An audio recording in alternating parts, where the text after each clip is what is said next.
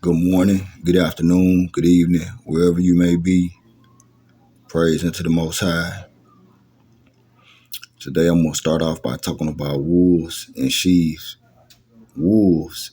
clothing.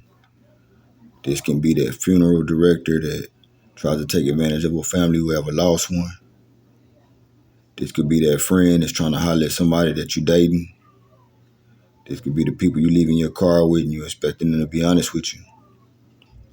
And in some situations, it's up to us. It's very important that we are knowledgeable in all of the situations that may come to pass, whether that's life after death, dealing with funerals, dealing with burial, whether that is your car, maintenance in your own car, or understanding how car maintenance is supposed to work,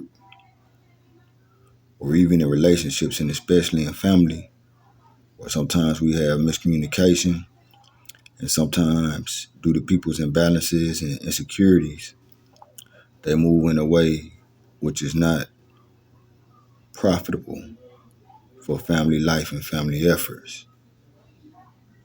When people do these type of acts, it tends to break our trust. Whenever we feel like we've been deceived or deceit is involved, it's hard to come back from that. It's hard to trust somebody again after a person may have deceived you or let you down. You know, we look for friendship in all our relations, including our family, good communication, people seeing things that you can't see, giving you that information and letting you know which way you may need to go or how you may move in a better, how you may function better. If they can see stuff that you can't see, that's why we call it watching each other's back, like the picture of Gemini. In true friendship, you will find comfort. You will find love. And when I say comfort, what I mean is we don't want to be too comfortable feeling as though we know everything or as though we have obtained everything. But I mean a spiritual and an emotional comfort, peace, you know.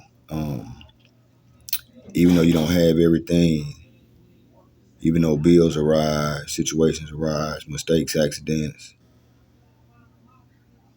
enjoying every breath, that kind of comfort.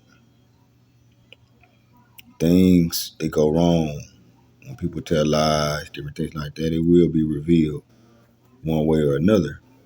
That's just the way it was set up. What goes up must come down. And when the sun comes, then the darkness has to go.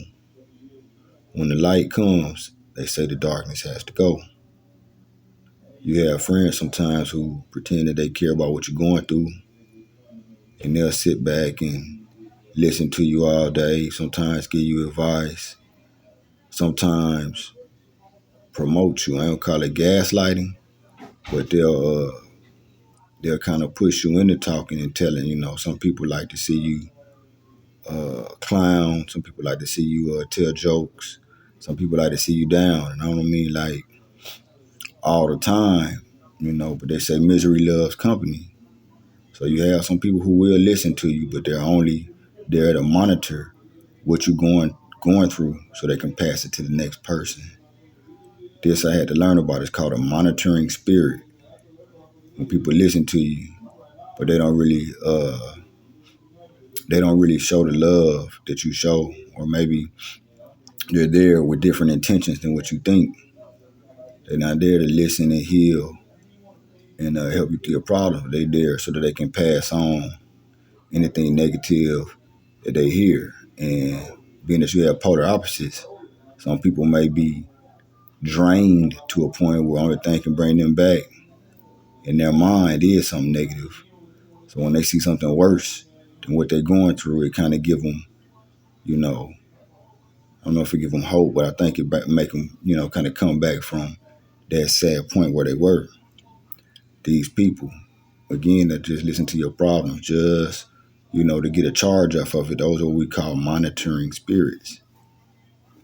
Now you have something called a ministering spirit. Again, these are the people who listen to you, give you good feedback, It might hurt them just as bad to the point where they don't sleep when you going through something. They may stay up at night and write up a plan for you, a chart. Just like we had GoFundMe and crowdfunding and different people, to think about other situations and they chip in however they can. And I was always taught that chipping in doesn't necessarily mean money. When people say paying dues, sometimes it's putting in work. Sometimes it's, picking up their trash, cutting their grass, cooking for somebody, helping somebody up the stairs, doing things in your community, showing up to some of the meetings or being attentive, as laws change, as financial situations change in your area, being attentive and knowing where to go, how to contribute, or how to get people that are in need there to be recipients of the finances and how they're spread through the community.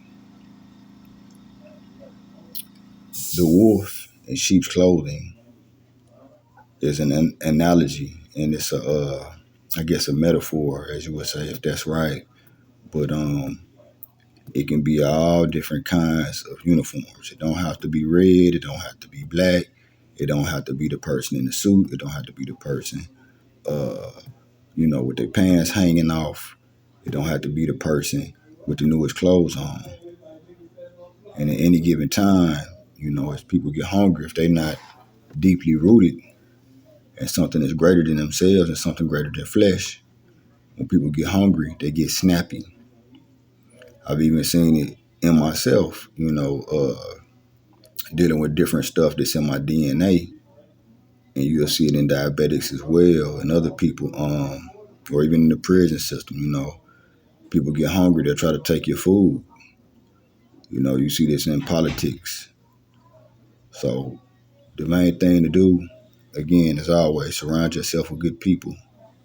Stay deeply rooted. Stay deeply rooted in the higher self and the things that are greater than just right now and in this moment.